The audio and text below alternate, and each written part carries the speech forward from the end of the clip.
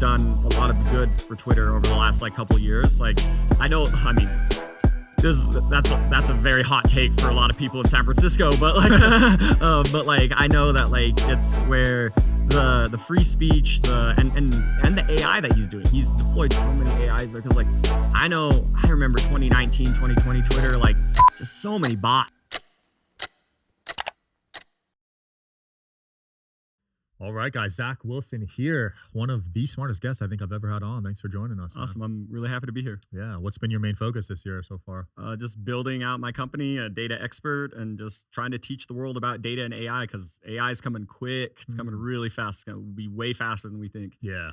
Yeah, I think people know AI is coming. I'm curious about data, though. What's important with data? So one of the things that people forget about with AI is that AI is only as good as the data that you feed it, because it's all about the knowledge that is fed into the AI is what makes the AI smart. And so there's this underlying layer that is less sexy than AI. It's called data engineering, which is this layer of like building out high quality, valuable data sets that then are fed into AI that then allow them to be smarter and make better decisions. And I think that it's kind of the whole like you got to walk before you run sort of mentality. And that's a lot of companies get this layer very wrong. Right.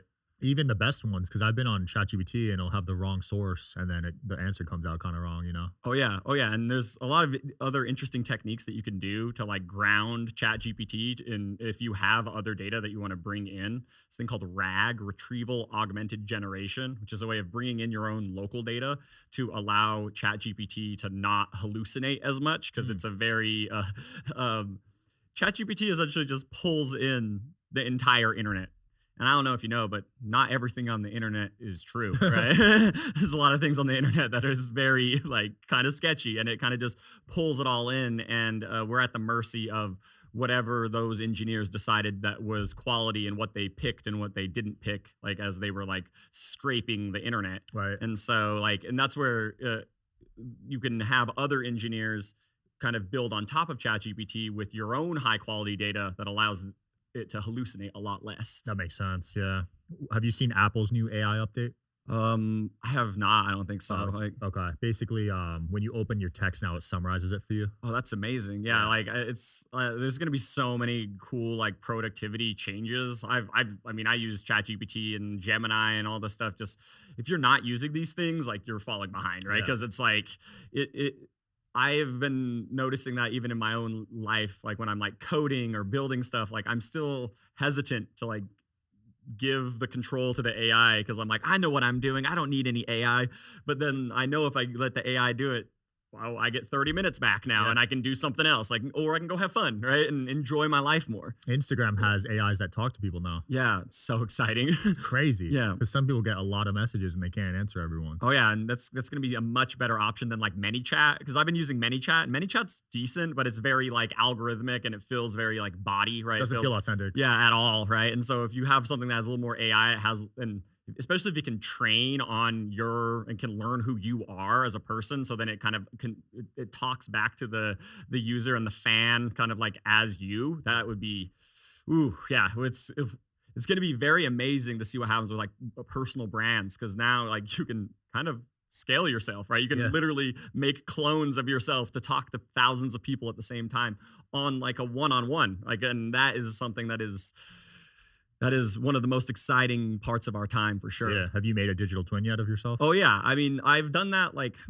with in my courses. We actually go over that. That's actually one of the big things I do when I teach AI, is teaching them like how to build Zach GPT, which is where we build an AI that has all the transcripts from all my videos and all my LinkedIn posts, and just consume all of that data and then build an AI on top of that. And then it can like, it's scary how good it is. It's scary. I'm like, when I talk to it, I'm like, wait, that's me. But I'm me. Like, what's that Spider-Man mean? Yeah, right. It is, exactly. Dude, that's nuts. So how accurate are the answers? Like, especially if it's going to be something that I've talked about, and since I've made like 5,000 posts on LinkedIn, that's why content creators are so far ahead in this AI world because they have created so much high quality information that you can just pull from. I mean, that's one of the things. You're in an amazing position here too, of all these like recordings of all these really amazing people. Like you be able to synthesize all of that, and like there's going to be a lot of applications. Hey guys, shout out to today's sponsor, Kinsta. Running an online business is already a challenge. Your website hosting shouldn't make it harder, and I've been there, dealing with slow load times, confusing dashboards, and unreliable support. That's why I switched over to Kinsta, and it's been a game changer for my brand. Since moving to Kinsta, my site loads faster, runs smoother, and I don't have to stress about downtime. Their intuitive dashboard makes managing everything simple, and their 24/7 expert support means I always have real people whenever to help when I need it. Kinsta's built for performance with blazing fast speeds, enterprise-level security, and 37 global data centers to ensure your site reaches audiences quickly. They also handle free migrations, so switching is effortless, and if you ever get a traffic spike, Kinsta automatically scales to keep your site online when it matters most. I'm not the only one who trusts Kinsta. TripAdvisor, NASA, Indeed, and over 120,000 businesses rely on Kinsta for their WordPress hosting. So if you want hosting that works, just make the switch to Kinsta today.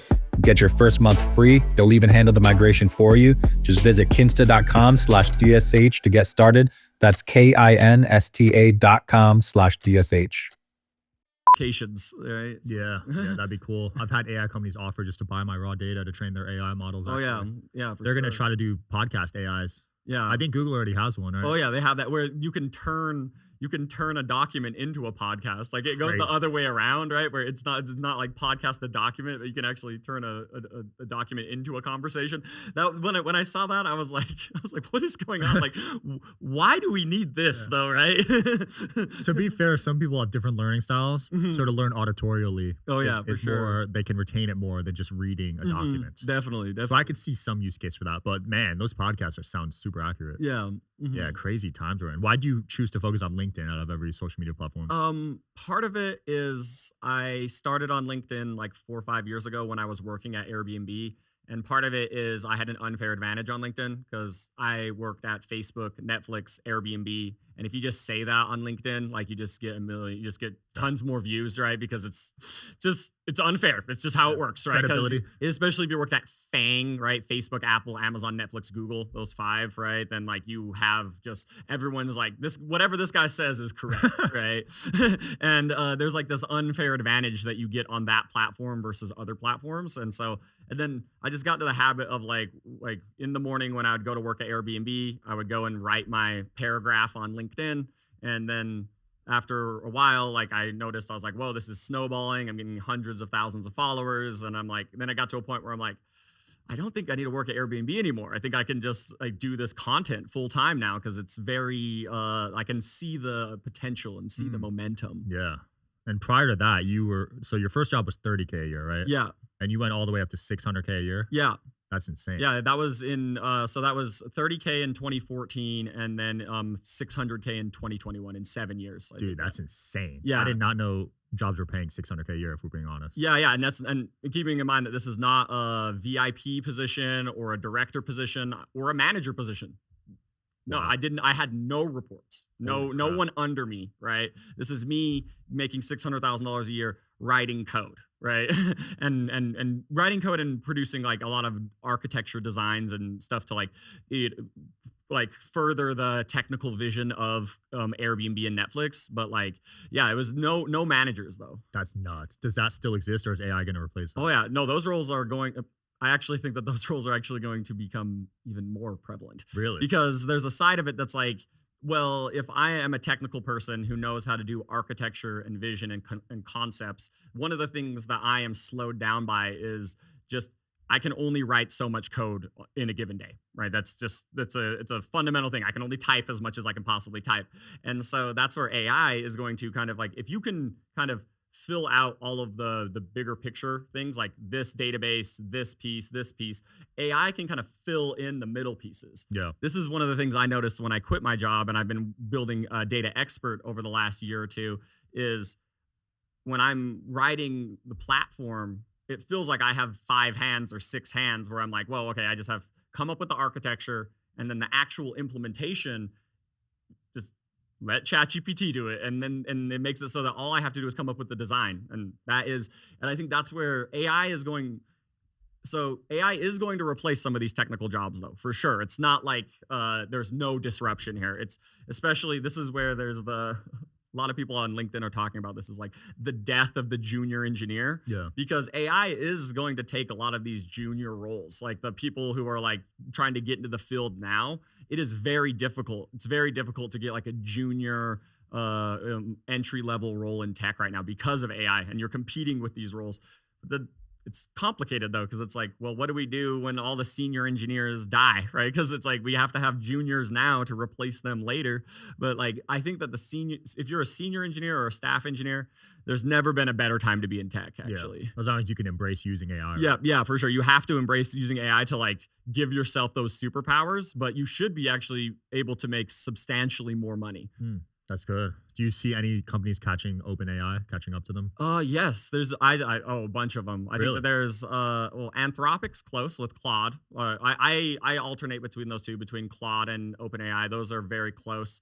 Then there's also the Chinese guys, the DeepSeek. DeepSeek, they did some crazy stuff, right? Where they pulled what DeepSeek showed was that like any company that releases a model, you could just copy it. You could just copy it, right? And then you can essentially steal their model, right? And that's why OpenAI was like, it was comical what OpenAI was said though, because they were like, DeepSeek, you stole our model from the data that we stole from everybody else, right? And it's like kind of like, it's very comical, like how all of this is playing out, because OpenAI kind of infringed on a lot of copyright, right? They stole so many like things from the internet that they weren't legally allowed to take, right? Right. But it's like, it's very hard for like us to sue like an individual content creator trying to sue OpenAI, like very difficult, right? So yeah, but I think that's one place. I think another important thing is I think we get caught up in this battle of these big companies, but another place is that like small companies who build their own local models, that is a different way. Because another thing to think about is a lot of people don't use OpenAI because of privacy. They're not just gonna ship all their data to OpenAI and be like, hey, like, sorry, like, and so what they want to do is build their own models. And this is where Meta is. This is why I rage quit Facebook in 2018. Because I actually did not agree with Mark Zuckerberg's leadership. Really? Now I actually think that Zuckerberg is doing a lot of really good. Like the stuff he's doing with Meta, the stuff he's doing with LAMA, the LAMA models, because the LAMA models are like essentially what OpenAI should be. Because OpenAI is like, no, we're not going to give you our model. But then the LAMA models are like, here's the model. You can look at all of it. You can go all the way into it, right? It's very open and transparent. And that's where I really think that Meta is doing a very good job in that space. What's the LAMA model exactly? So it's LAMA is going to be a competitive model with GPT-4, and but the thing is it's completely open source. So you can actually look at what it's trained on and the weights of the model and how it makes decisions. Because with GPT-4 and these other models, like you have to treat it as like a black box. It's kind of magic, right? Where you just put in your prompt and then it gives you something back.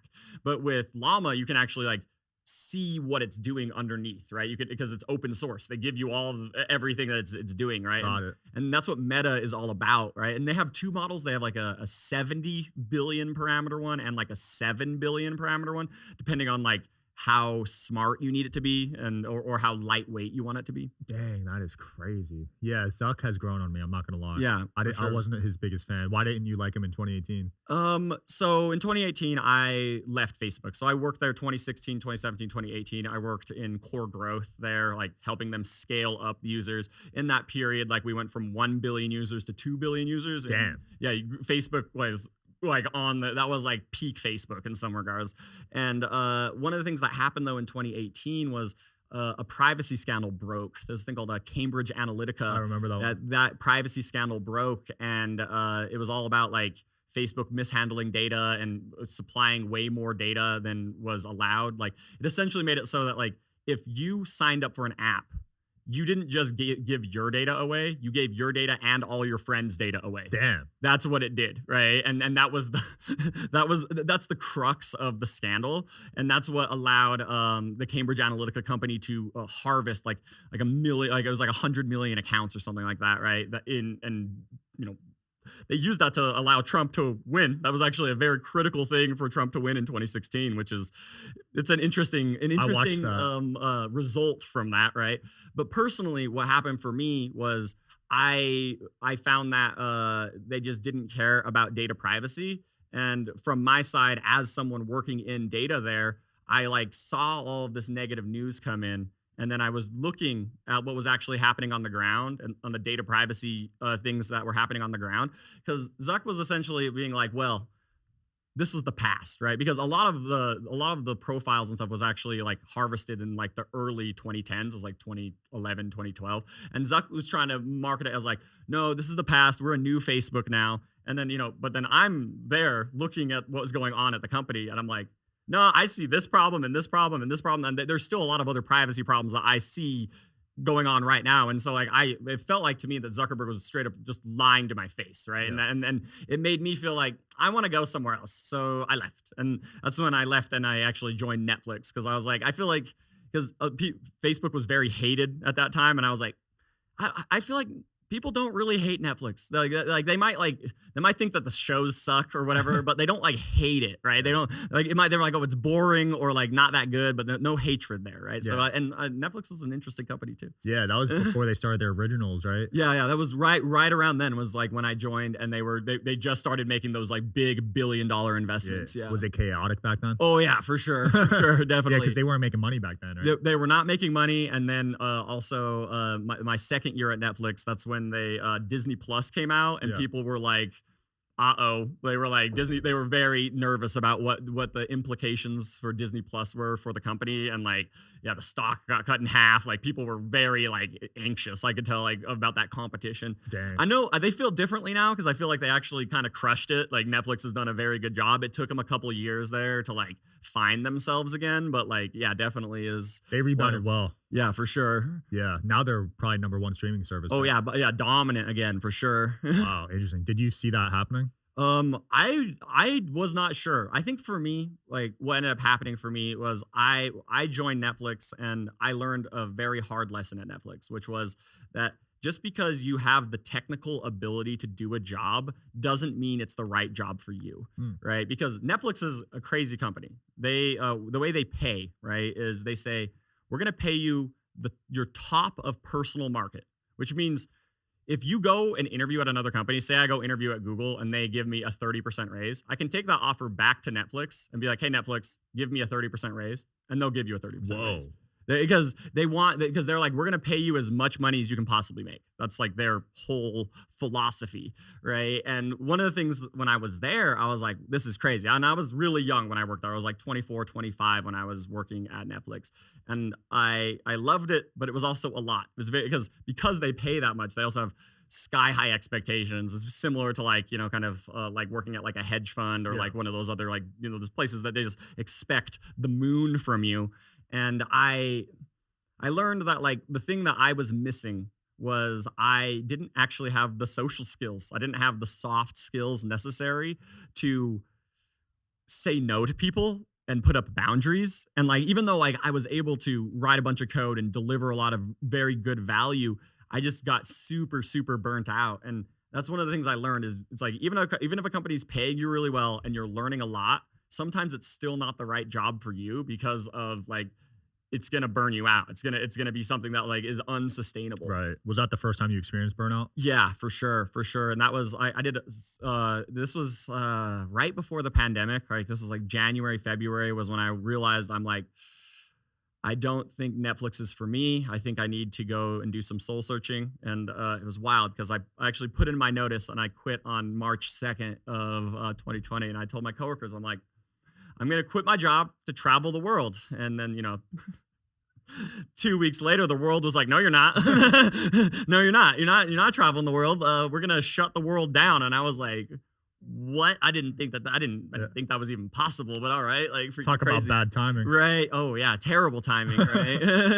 So you got stuck somewhere? Yeah. I was in Puerto Rico. Actually, I got stuck in Puerto Rico for like a couple months because I could have left, but there was no flights out. the only way to get back to the mainland US is by taking a boat. Ooh, You could that's take a sketchy. boat, right? And I was like, I'll just stay in paradise. I'll just stay here, right? Yeah. It's hard to beat Puerto Rico, right? Oh, it was great. I just like swam in the ocean every day and just like it was weird though because Puerto Rico locked down really hard and like they banned the forest. You couldn't go to Really? the forest Oh. like and like they were and they early in the pandemic like if your license plate ended in an odd number, then you could drive Monday, Wednesday, Friday, and if it ended in an even number, you could do Tuesday, Thursday, Saturday, Huh. and then everyone could drive on Sundays. And like I'm like I don't know of anywhere else that did that, right? Yeah, Where I they were never like, heard of that. oh, you know, you can only drive half of the days, right? It's like, and they would pull you over and give you a ticket. I got a ticket for Damn. having an even numbered license plate on a Tuesday, right? And I was like,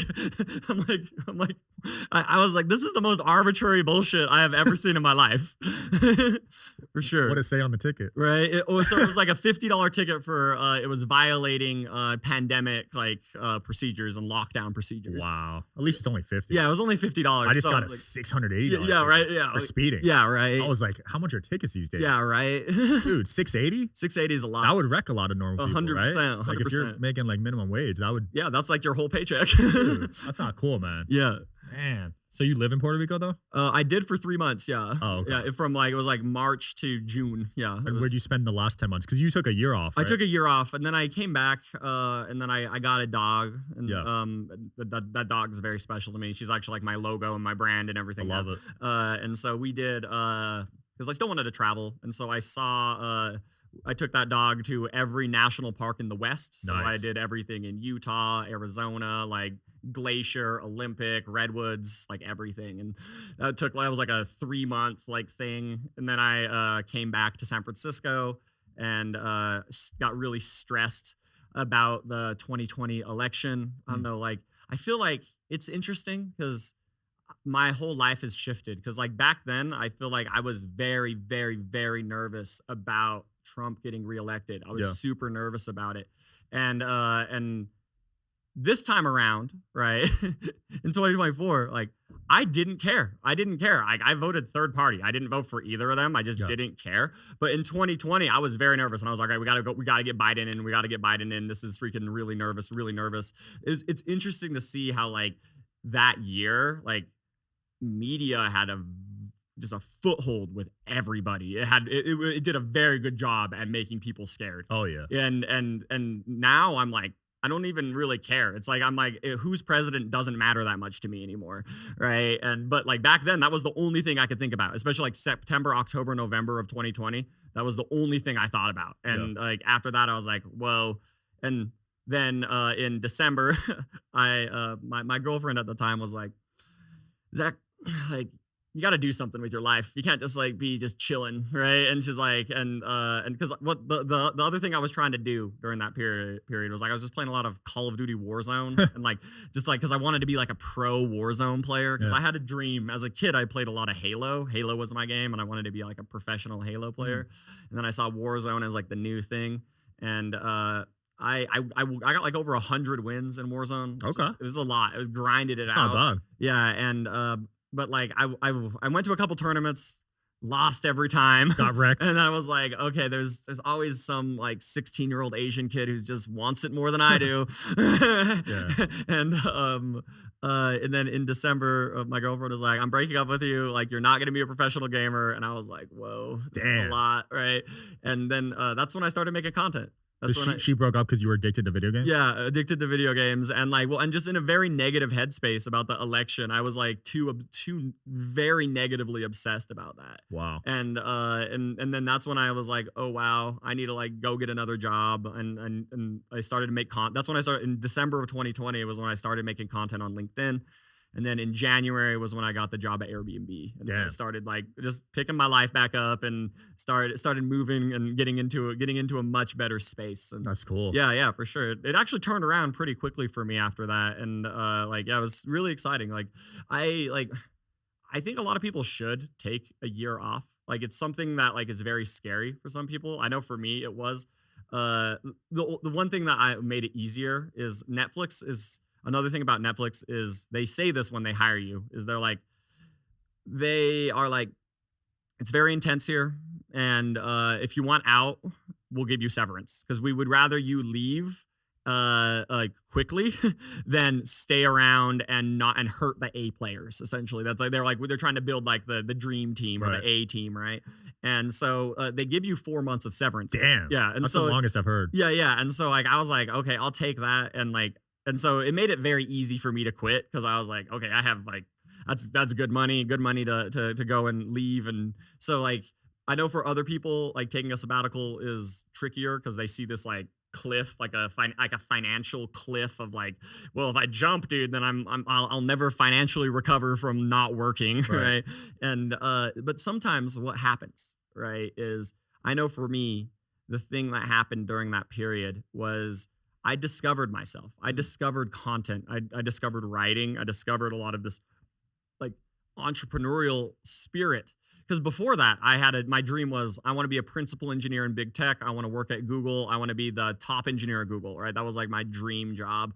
And now I look at that and I'm like, that just seems absurd. It seems very absurd. That seems like a lot of stress for not that much money. It's decent money, but like it's like a lot of stress for not that much money versus like what you can do building a business. Yeah, because you're probably making the same, if not more, doing what you're doing now. Oh yeah, way more. Yeah, it's millions of dollars a year now. Yeah, Wow. for sure, 100%. And you're way less stressed, right? Yeah, way less stressed. Yeah, it's both. Like it's Wow. like when I look back at my time at Netflix in particular, I was like, wow, I was so stressed making. At the time, I thought making the most money I would ever make in my entire life. I thought 600K, right? Yeah, 600K. I thought that was. I peaked, right? It was my pinnacle, right? And now I look back on that, I'm like, wow, like I should have like not treated it as like intensely as I did. And I think part of that's just growing pains though, of like being very new, being young, not realizing like what is even possible in your life. Right. And I think that's the other big thing, that taking this year off, even though there was a lot of depression, a lot of sadness, it did unlock something in me that allowed me to see the world in a very different way, in a way of like, hey, I need to just give a lot of value and get known, and that will eventually allow me to do that. And it's kind of set the stage for my content creation journey. That's a good point though, because not a lot of people take time to reflect. Yeah, because they're so work heavy. Like you were probably working 80 hours a week, right? Yeah, for sure. So you had no time to just sit back and think what's going on. No, it was just always about what the next deliverable was. It was all about what the next milestone was, and the next promotion, and the next raise, and the next like it was. They're very good at that in big tech. About like they're very good about like the carrots and the sticks, right? Where they're like, well, if you do really well, we're going to give you another $100,000 a year. But if you don't do very well, we're just going to fire your ass, right? It's like very good, like poking you and then rewarding you, and like they're very good at like putting you in that. And if you are like a certain type of person, you can thrive in that environment. You can thrive in it. And I definitely did for many years. Like I think my personality has shifted now to a point where like I don't think I would thrive in that environment anymore. I even I have like this last year I've like kind of I put out some feelers just to see like what kind of offers I could get in big tech, because I interviewed at OpenAI and Meta last year just to see what was out there, because OpenAI is like, I'm like, well, I would go work there for a year just to learn, right? Just to soak it up. And like, but I realized like after interviewing there, I'm like, wow, my mind is so different now. It's so different. It's like when you think like an entrepreneur and you think like a boss, it's very hard to go back to being an employee. It's very hard. That's something that I think in some ways, like one of the things I told myself when I quit my job was like, you can always go back. Like I treated it like a two-way door. And now that I've been doing it for a couple of years, I'm like, that door was a little bit more one way than I thought it was, right? Especially now that you're making more. Yeah, right. Yeah, very difficult now that I'm making more for sure. Yeah. Where do you side with the OpenAI versus Elon stuff? Ooh, that's a good one. I think in that space, like I think Elon had a very kind of idealistic vision of OpenAI, of this idea that it's going to be AI for good and it's going to be like a pure vision, like pure non-profit vision for that company.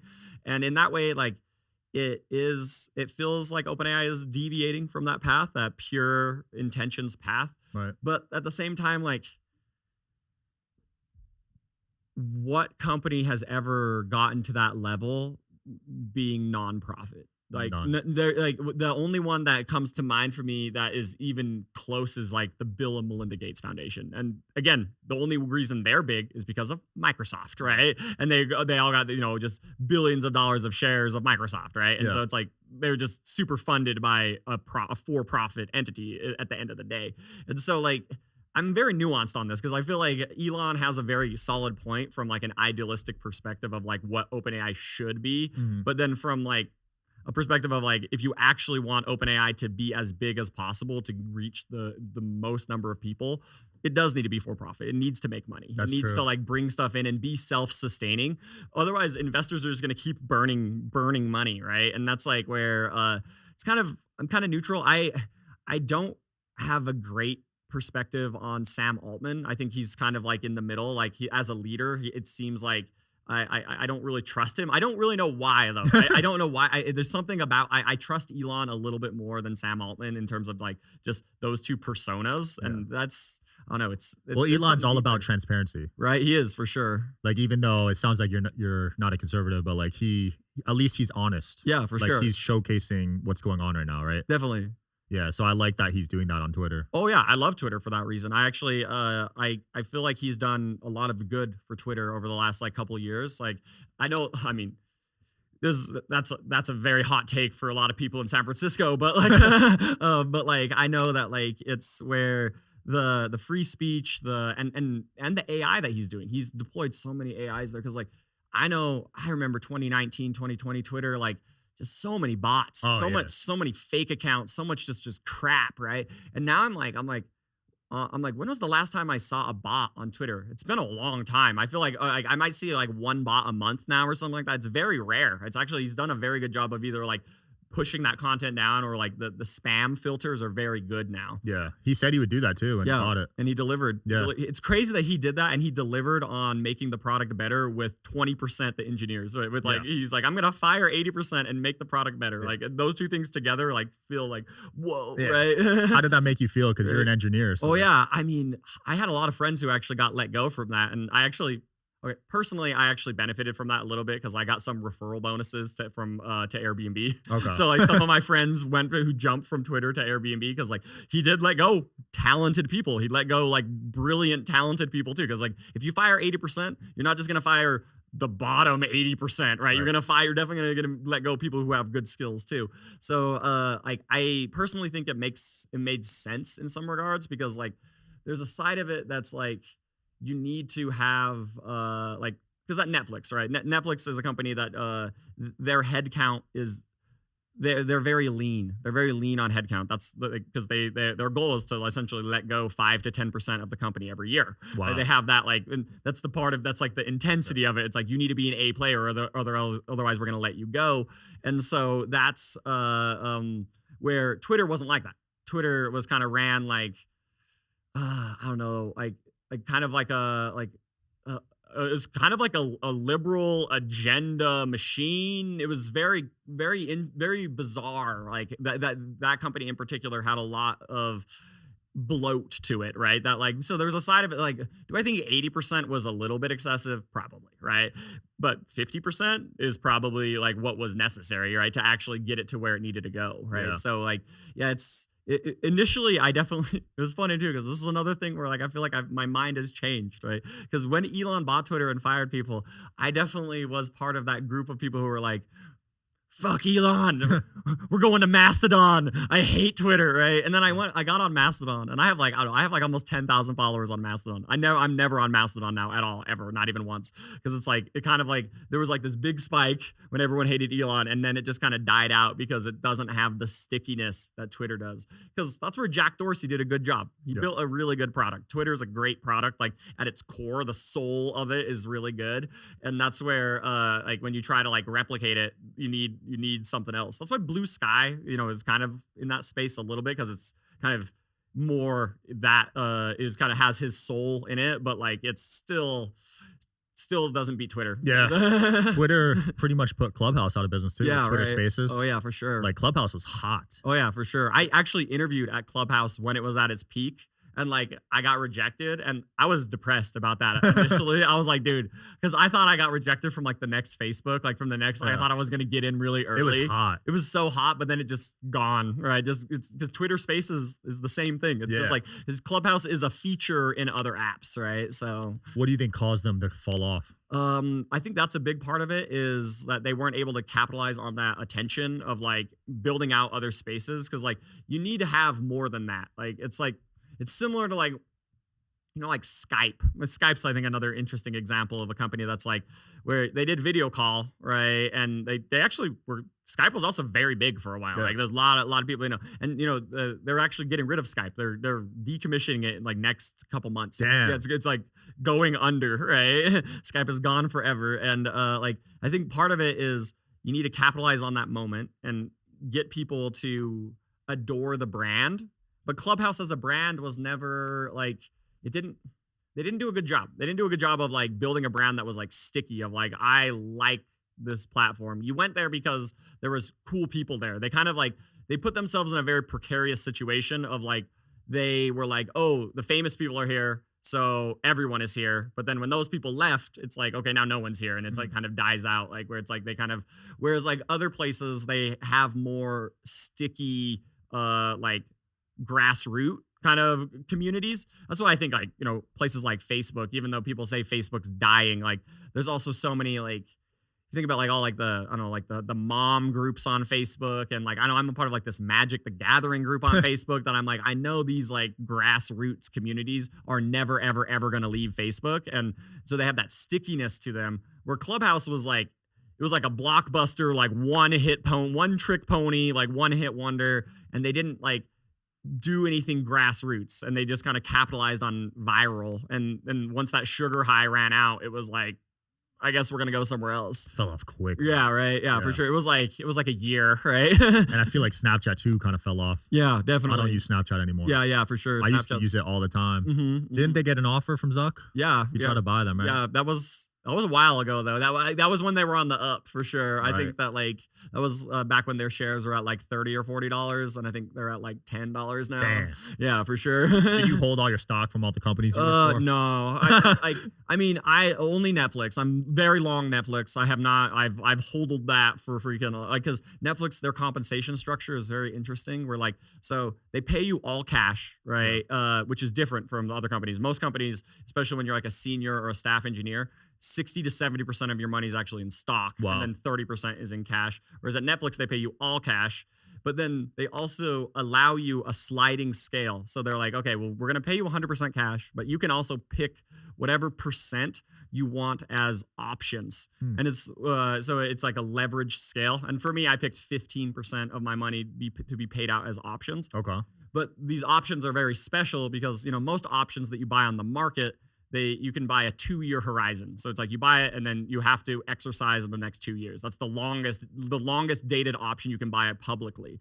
But the options that you got at Netflix were 10-year options. Damn. So like, and so for me, like my first options were in 2018. So I have to exercise like in 2028.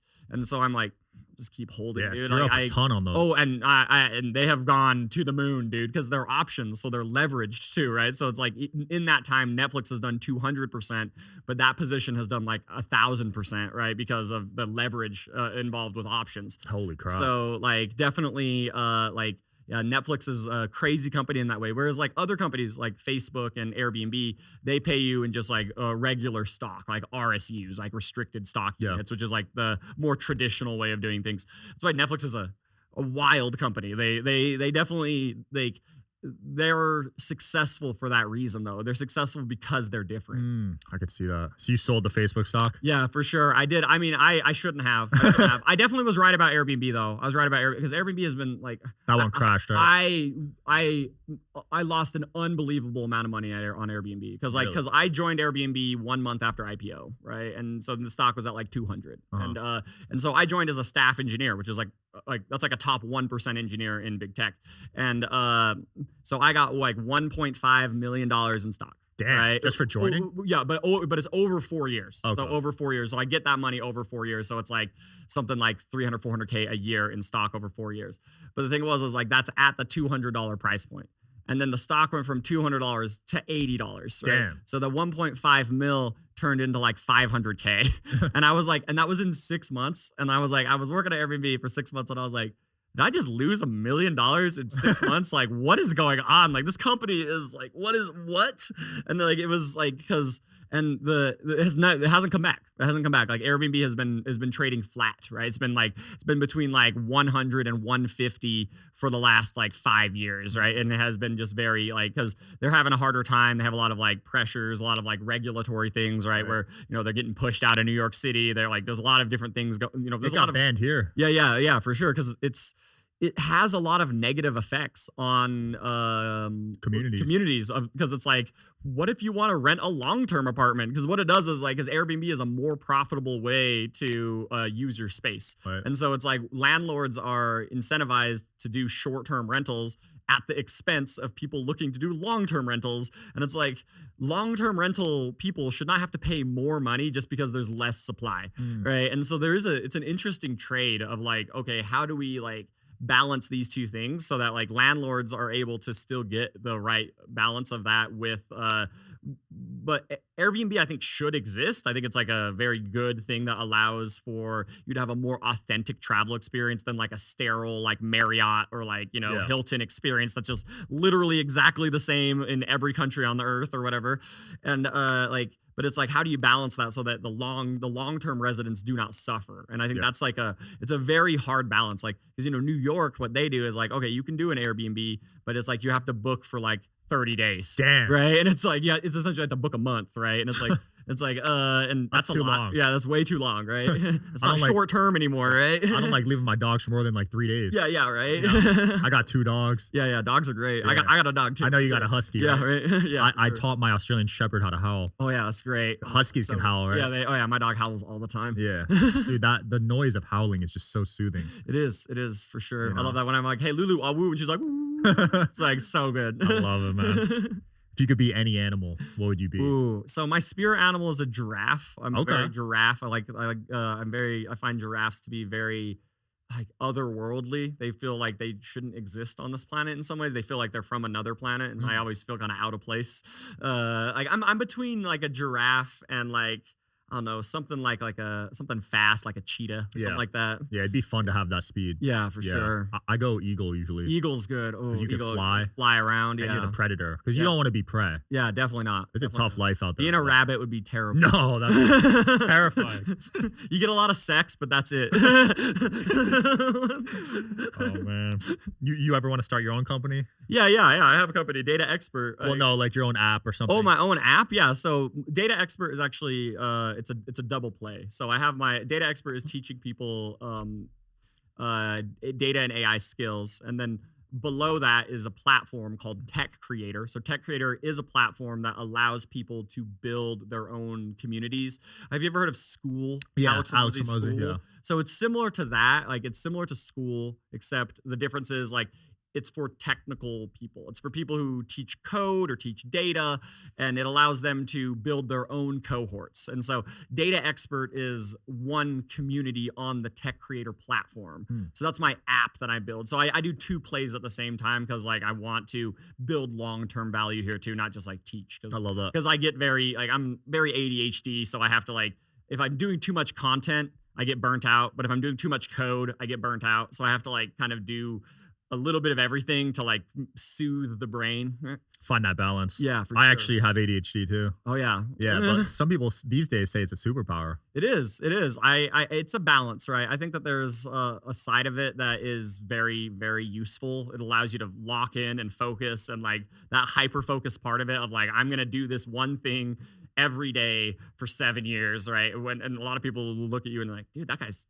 nuts. Like, but then you look at it like, because what that hyper focus and that kind of like addictive kind of side that ADHD has is it allows you to build that compound interest, right? Of like, I mean, being able to like what you've been doing, like you're doing like 8 episodes today or something like that. I'm not even tired. Yeah, not even tired. It's like you're like, I could do 16, and like and then but it's the combination of doing the intensity that you can do in one day multiplied by the consistency that you can do over years. And then that creates this compound interest effect that like ADHD people are able to generate more, right? Right. And that's the whole like, if you have ADHD, you're 700% more likely to start your own business. Damn, right? I didn't know That's that. the stat. And you're also like 100% more likely to get divorced, right? Really? So it's Oh, like that's scary. there's and the data is really crazy. So like the ADHD also on average takes 9 years off your life. No. Yeah, yeah.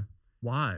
A couple things there. Like ADHD people are a lot more likely to like smoke. Smoking is a Okay. big part of it. So if you're an ADHDer who doesn't smoke, the data looks a lot better. Okay. Right? Like It's cigarettes or weed? yeah, cigarettes in particular, the jury's still out on weed in terms of like it seems like with weed the big thing is like it only has a really negative effect on your life expectancy if you smoke more than 21 times a month. Damn. So like, which is not that many people smoke that much, right? It's like essentially, but those are the people who are like smoke weed every day. Those guys, those guys exist. That was me for a long time actually, and yeah, for sure. You didn't get drug tested at the companies? I only in Utah. Where I grew up, I got drug tested in for those first couple jobs, my first couple of big data jobs in Utah. The big tech companies do not drug test. Really? Yeah, at all. Oh, wow. Yeah, I haven't had a drug test in like 10 years. I thought they did for some reason. Yeah, definitely not. Like the last one, my last drug test was for Research Innovations. I worked there in 2016.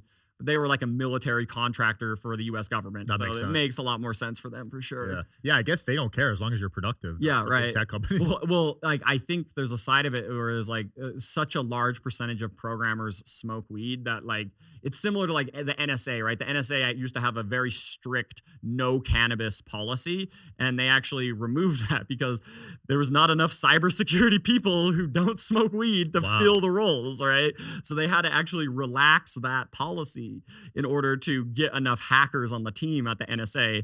And so like I'm sure the big tech companies are very aware of that as well, of like the number of people. And it's like they're all in California too. So it's like I know for me there's a side of it where I'm drawn to California for that reason too. Right. So that's interesting because when I smoke it, I get lazy. But for you, does it make you more focused? Yeah, a little bit. It depends. I think for me, there's a side of it where I have rules with it, right? Where it's like my rules are like if I'm smoking in the AM, my life is a mess, right? It's like for me, my rule is usually I can only smoke after 7 p.m. Okay. 7 p.m. After 7 p.m. like it's fine. It's fine, right? It does allow me to kind of chill, right? It allows me to be more content because my mind is like I have a Ferrari mind with bicycle brakes, right? Yeah. So it's like very hard for me to like stop, and that's where cannabis is just. That makes sense. Right. Yeah, for sure. I wouldn't say I use it to be productive.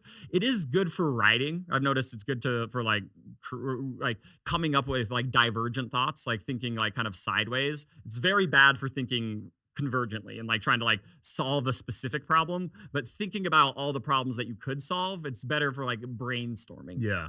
Yeah, the crazy part about cannabis to me, like for you, it said it calms you down. For me, it gives me anxiety. Yeah, for sure. And the same thing, we're smoking the same cannabis, but just different effects. And there's data. And I think for me, I took a break. Like back in September, I have not smoked since September because like it's been like 6 months now. And one of the reasons was like I read a lot of data on this stuff. So cannabis for a lot of people, it does calm them down in the moment. But then if you look at the data over 14 days or a month, they actually have higher levels of anxiety throughout the day. Oh, wow. So like when they're smoking, they're calmed down, but then like you pay a cost just the rest of the time. It's similar like with people who drink, right? It's very similar with people who drink because they have the same thing where they drink to calm their nerves, but then their GABA is all out of whack for the rest of the week or the rest of the month because it's like they need to get their GABA back in balance to like not have anxiety. Interesting. That is so fascinating. Was that your only substance that you were doing? Yeah, I mean, well, so I'm prescribed Adderall for ADHD. So that one's like I don't like to use the word I do Adderall because it makes it sound like a drug, right? When it's like I'm prescribed Adderall, it's what I use for my medical diagnosis. Do you take it every single day? Yeah, for sure. Like, I mean, I'll take a break like